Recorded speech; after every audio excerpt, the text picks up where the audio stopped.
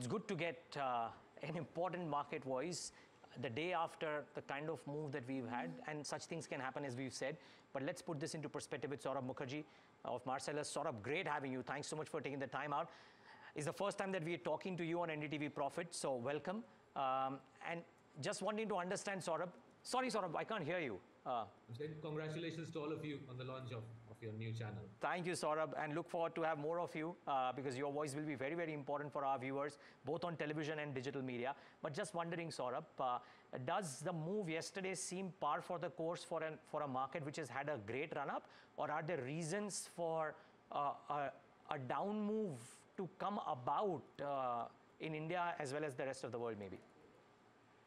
I don't think the rest of the world is quite in the same boat as Indian small caps. I think even Indian large caps are in a separate boat. If you look at Indian large caps, they are up around 15%. Underlying profit compounding of well-run large companies is between 15 to 25%.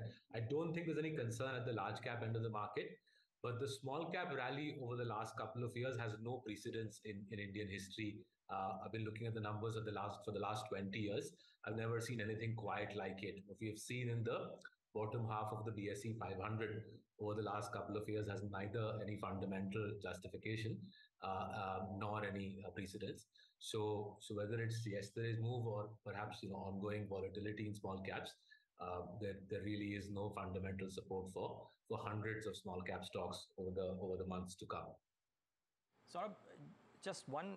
The point is that could an ensuing I wouldn't use the term carnage, but could an ensuing corrective move, if it does come about at the broader end of the spectrum, bring about reason enough for the large caps to come off as well? Because yes, large cap valuations are very, very reasonable relative to small caps maybe, but they too have had a really good run in the recent past. I think it's worth sort of putting some timelines on this. If you take a 12-month view, given that globally we are at the top of the rate cycles, given that there is political clarity on India's future, given that corporate India's balance sheets are in the best shape, I think in 20 years, India's banking system has plenty of capital. If you take a 12-month view, it's difficult to see why large caps will sell off this point in. If anything, foreign investor flows are highly likely to come in over the next 12 months and lift large caps up, especially the sort of large caps that you and I have discussed over several years. The converse, I think, applies to small caps. I've been talking about several years about how the economy is consolidating. Town after town, city after city that I visit, I'm seeing the same story. Well-run large companies grabbing huge chunks of the economy, consolidating the economy. So small cap companies' profitability has been under pressure for decades now. It's a structural move. As you integrate a country, larger companies become more powerful, they pull away market share. And in that context, where the fundamental support for small caps is not there, I think small cap valuations correcting over a 12-month period are highly likely. So I think we will see divergent performance. We've had an anomalous move in small caps over the last couple of years. I think we'll see a reversion to mean over the next 12 months as large caps recover on the back of foreign inflows, and small cap become more subdued as the latest generation of retail investors who have entered the market, I think, come to terms with reality. Saurabh, very good morning. Tamanna here, and we're absolutely kicked to have you on the show, especially on a day like this. Because, we need that context for people who are wondering what happened yesterday and where it's going to go. So just to take that conversation forward, the Nifty Small Cap 100 had a YT day of increase of 48%. You're right, these run-ups have been really difficult to explain. But if I were to ask you to be a little more specific in where you think these bubbles are forming or where you think these valuations are not making any sense, are there any counters like that or spaces that you've identified where there's just euphoria that you see? I'm not going to take stock names because I think it'll just further exacerbate the problem that retail investors will face over the days to come. I don't want to be the person who triggers panic in specific names. But if you take the broader issue, right, here is what I think has happened. We know that demat accounts, the number of demat accounts has trebled in the last couple of years. We know that a lot of retail investor money has come in, and on margin funding, these retail investors have bought small caps. Now, where have the small cap rallies been most pronounced?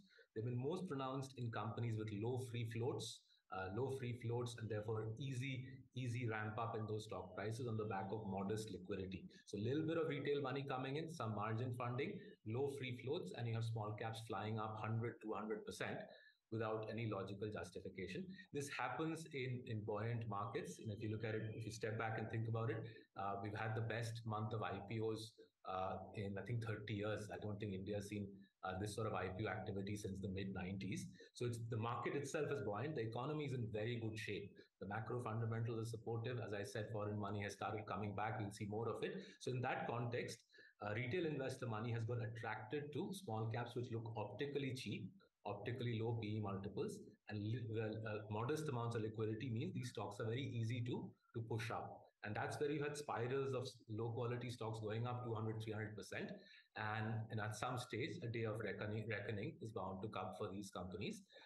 What I think we will see is even the retail investor, the domestic investor will revert to large caps, and similarly for the foreign investor. The economy, I stress, is in very good shape. That should give the market fundamental support, especially the Nifty 50 and the BSE 100. So if I were to ask you what you think happened yesterday, and especially the speed and intensity with which we saw those markets unwind. I'm asking because there's so many theories, doing the rounds, and then the memes begin, etc. Is this pure profit booking, or are there any other fears prevalent in the market? So rather than giving my theory on what happened yesterday, which I don't think will be very useful, rather than giving my theory on what happened yesterday, I'll give you a life lesson from my years as an investor. So we lived through the large cap counterpart of this. We in Marcellus lived through the large cap counterpart of this through the opening months of calendar 2022, right? So through 2020, 2021, courtesy India's post-COVID recovery, courtesy the Federal Reserve printing $10 trillion, the sorts of large cap stocks we invested went up cumulatively between 2020 and 2021. Those stocks went up 50, 60%. And then in Jan 22, Russia chose to invade Ukraine. That doubled oil prices in 4 weeks. It pushed up metal prices by 50%.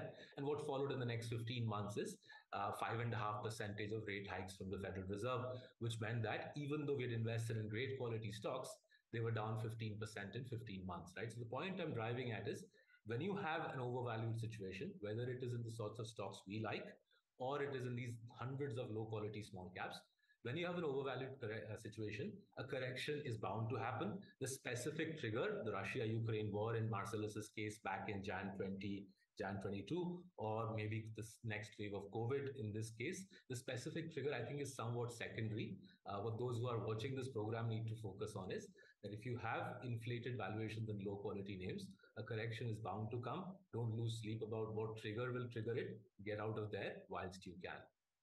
Hi Saurabh, it's Samina joining in, and I haven't spoken to you in many years, but I'm going to be opportunistic here and try and get a sense of your investment strategy.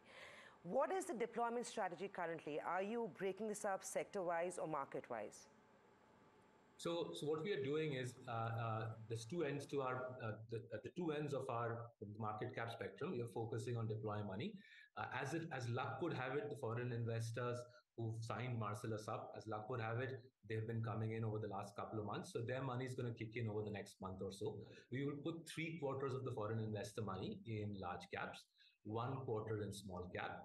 And that's a trend that we have followed over the last few months as we've been circumspect about small cap valuations.